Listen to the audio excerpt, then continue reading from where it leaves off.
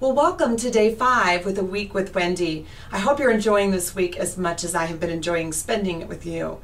Yesterday, you got to listen to some questions and answers from one of my boot camps on sandwich lease options, and got to hear many questions that my students have asked me and questions that I've been hearing over the last 25 years, and you got to hear those answers. So hopefully that's really helped you a lot with the questions that might have come up from the ebook, which I'm hoping that you have finished. If not, I really encourage you to finish that as soon as you possibly can, because there's more good information coming.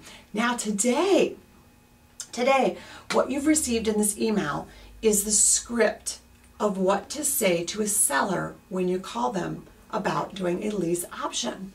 Now, this particular script comes from my course called Buying on Options, Making Fortunes in Lease Options.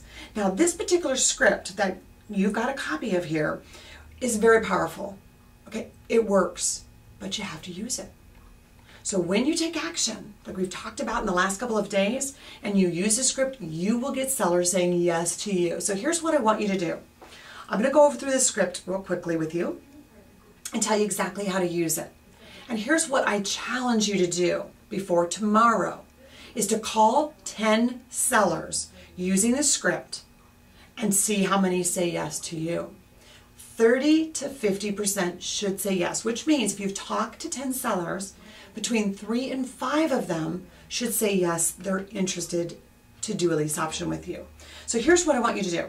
You're going to look in the For Rent section of Craigslist or in the newspaper. Find sellers that have a phone number. Now, if it says it's a real estate office, you could call them, but that's a whole nother script. So let's not worry about those. So get rid of the real estate offices, get rid of the property managers, just call the ones that sound like it's just an average homeowner. Look for the average rental in your area. So for instance, in my area, I like to find properties between $1,000 to $2,000. That's a nice price range for my rental properties. If it's $500 a month, I know it's a really low-end property, and that's not the type of property a homeowner would have lived in that is trying to rent it out because they couldn't sell it. So that's what we're really looking for, is the seller who couldn't sell, so they decided to rent. So here's what you're going to do. You're going to start with, "Hi, my name is Wendy. I was calling about your home for rent. Could you tell me if it's still available?" So immediately, I'm saying something very warm. I'm saying my name. Because telling the other person on the other end of the phone your name makes them feel a lot more comfortable, and it sounds very personal. Then all of the things in the script are really just asking questions about the property. Why am I doing that? Well, yeah, I want to find out about the property. But really what I want to do is start getting the seller to talk. The more the seller talks, the more rapport that will be built with you personally. People like to talk. So I like to ask questions. So that's all it is questions. Now, of course, there's some questions that might not apply to your part of the country. You might need to modify it slightly.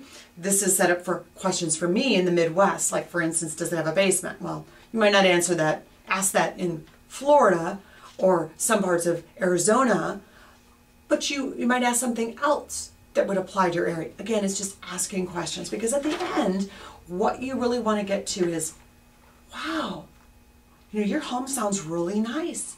Is there any chance you would consider selling it? Now that's what I call popping the question, to find out, is the seller motivated? What we're looking for is that seller that says, well, yeah, I want to sell it. It's been for sale, it didn't sell, that's why we decided to rent it. Bingo, now you've got a potential lease option. So what you might say is, well, would you consider renting it now to me and then I could buy it later? That's a very simple way to explain a lease option to an owner. And most sellers that want to sell, that are willing to rent, will say, well, yeah, I would do that. Then what you could say is, when would I be able to set up a time to come see that property? And of course, if they say right now, you may not be ready for right now. So you might want to kind of give them some excuse like, well, I'm really busy today. How about, in a couple of days from now, whatever that may be for you. Just say, could I call you can I see that in 2 days from now? And then what I want you to do, here's my challenge. I want you to call 10 sellers that have a for rent ad in the newspaper or on Craigslist. Very, very powerful way to do this. When you get your yeses, I want you to go through all 10 and I want you to email me info@wendypatton.com and put in the subject line, I made my calls to sellers, help, or something like that. And then in the email, tell me how many called and how many said yes, and if you want help with the next step with those. I look forward to working with you on that, and I'll see you tomorrow in day 6. Tomorrow, oh, I've got to tell you what we're going to talk about in day 6, don't I? Tomorrow in day 6, we're going to talk about another strategy that's very powerful and very relevant in today's real estate market, and that is called cooperative lease options or wholesaling lease options. So if you want to know how to do these deals when the seller doesn't have equity, see you tomorrow.